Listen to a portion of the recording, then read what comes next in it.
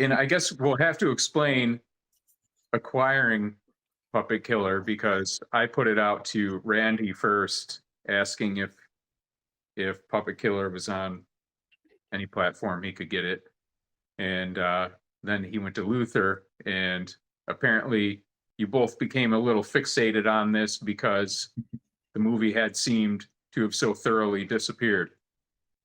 Sure did.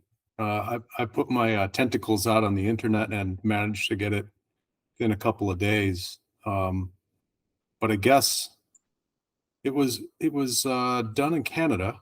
Jessica Valen knows the twins that were in that movie, I believe. Oh, really? Well, that's interesting.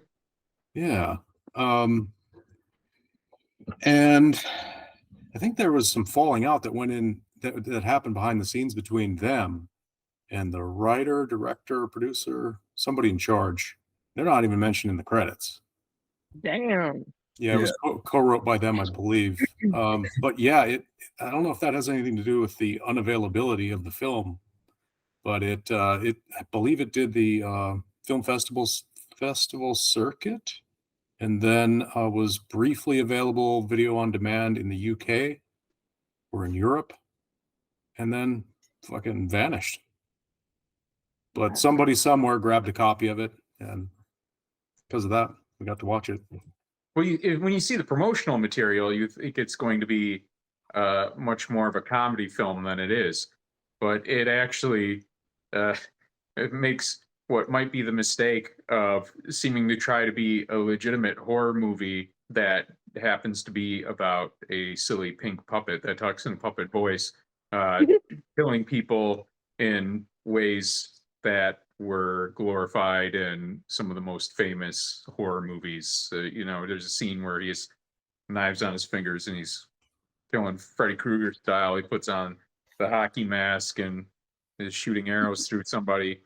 But, it seemed like they isolated the silliness to the character of the puppet and seemed to be going for some kind of actual horror vibe with the rest of it.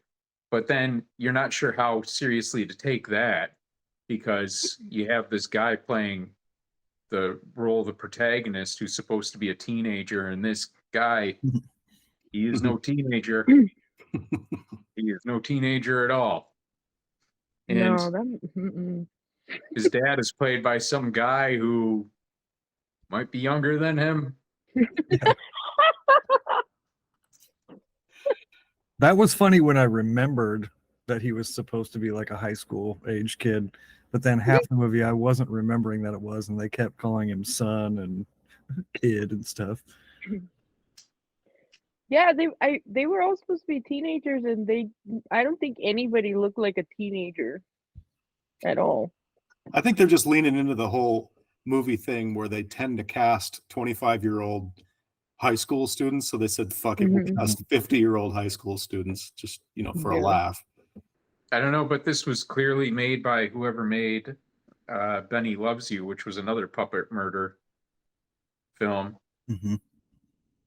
At least so I thought, but I look at the films by the director, Lisa Ovies, and Benny Loves You is not on there. It really sounded like the Benny Loves You voice, and the puppetry looked just the same as Benny Loves You. So whoever was responsible for Benny Loves You, I feel must have had a hand in this. I mean, they even had similar pink credits, right? Or a hand in stopping it. I feel like maybe this movie got sued by Benny Loves You or something because they're practically the same movie with different settings. Yeah. I feel like maybe I don't remember, but I really liked this movie. I thought the puppet was really funny, and when they would zoom in on his little feet, that shit was killing me. And then when he had a little axe and he was he was cutting down the door like in The Shining. That shit was the best. Like, I don't know. I love this movie.